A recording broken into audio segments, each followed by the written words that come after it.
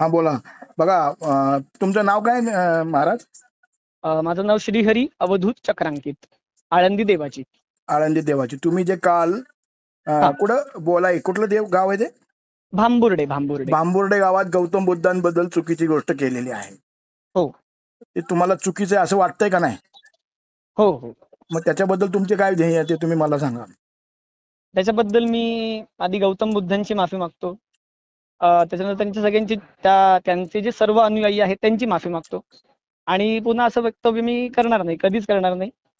आणि झालं त्याच्याबद्दल पुन्हा एकदा माफी मागतो. आणि गौतम बुद्धांना जर माहिती नसेल तर बोलू नका त्याच्यावर, आमचे असं म्हणणं आहे. बरोबर आहे.